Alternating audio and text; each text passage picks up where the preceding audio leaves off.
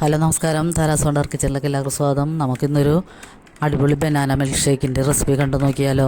ഇത് നമുക്ക് നല്ല ചൂട് കാലാവസ്ഥയിൽ കഴിക്കാൻ പറ്റിയ നല്ല ഒരു അടിപൊളി മിൽക്ക് ഷേക്കാണത്. അപ്പോൾ ഇതിനു വേണ്ടി ഞാൻ ചെറുപഴം, കപ്പലണ്ടി തൊലി കളഞ്ഞത്, പിന്നെ 2-3 ബിസ്ക്കറ്റ്, പിന്നെ പാല്, പഞ്ചസാര, പിന്നെ 2-3 ഏലക്കായുടെ തൊലി കളഞ്ഞിട്ട് ആ കുരു, ഇത്രയും സാധനങ്ങളാണ് ചേർത്ത് കൊടുക്കുന്നത്.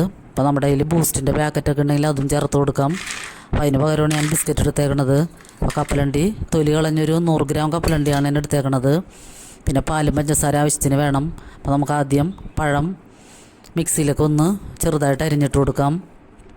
പിന്നെ ബാക്കി ഇൻഗ്രീഡിയൻ്റൊക്കെ നമുക്ക് ഒന്നിച്ചിട്ടിട്ട് ഇതടിച്ചെടുത്താൽ മതിയാവുമ്പം കപ്പലണ്ടിയൊക്കെ ആയാലും തരികൾ ഉണ്ടാകുമ്പോൾ നമുക്ക് ഇത് കഴിക്കുമ്പോൾ കടിക്കാനൊക്കെ നല്ല ടേസ്റ്റായിരിക്കും. അപ്പോൾ ഇത് നമുക്ക് അടിച്ചിട്ട് പിന്നെ ഐസ് ക്യൂബ്സും കൂടി കുറച്ചിട്ട് കൊടുക്കാം.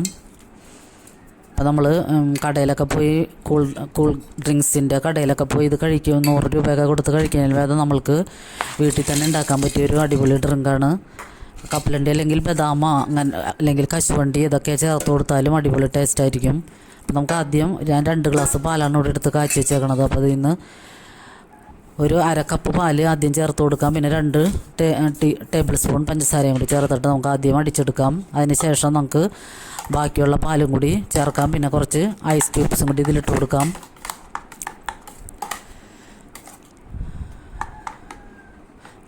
അപ്പോൾ വേനൽക്കാലത്തൊക്കെ കഴിക്കാൻ പറ്റിയ നല്ലൊരു അടിപൊളി മിൽക്ക് ഷേക്കാണത്. അപ്പോൾ നമുക്കിതിങ്ങനെ അടിച്ച് ഫ്രിഡ്ജിൽ സൂക്ഷിക്കുകയാണെങ്കിൽ കുറച്ച് ഓരോ കപ്പ് എടുത്ത് പുറത്ത് വെച്ച് ഒരു 10 മിനിറ്റ് നേരം അതിൻ്റെ തണുപ്പൊന്ന് മാറ്റിയതിന് ശേഷം കുടിച്ചാൽ നമുക്ക് നല്ല എനർജി ബൂസ്റ്ററാണിത്. അപ്പോൾ നമ്മുടെ ഇത് മിൽക്ക് ഷേക്ക് അടിച്ച് കഴിഞ്ഞു. അപ്പോൾ നമുക്ക് ഗ്ലാസ്സിലേക്ക് പകർത്താം. അപ്പോൾ ഇത്രയേ ഉള്ളൂ, നല്ല അടിപൊളി ബനാന മിൽക്ക് ഷേക്ക് ഇവിടെ റെഡിയാണ്. പിന്നെ മൈദ ഞാൻ ഒരു ഭംഗിക്ക് വേണ്ടി കുറച്ച് കാപ്പിപ്പൊടി എടുത്തിട്ട് ഒന്ന് വിതറി കൊടുക്കണമെന്ന് മാത്രമേ ഉള്ളൂ. അപ്പോൾ ഇങ്ങനത്തെ നമ്മുടെ വീട്ടിലുള്ള ചെറിയ ചെറിയ ഇൻഗ്രീഡിയൻസ് വെച്ച് ഉണ്ടാക്കാൻ പറ്റിയ ഈ അടിപൊളി ഡ്രിങ്ക് എല്ലാവരും ഒന്ന് ട്രൈ ചെയ്ത് നോക്കുക. അപ്പോൾ എല്ലാവർക്കും ഒരുപാട് നന്ദി.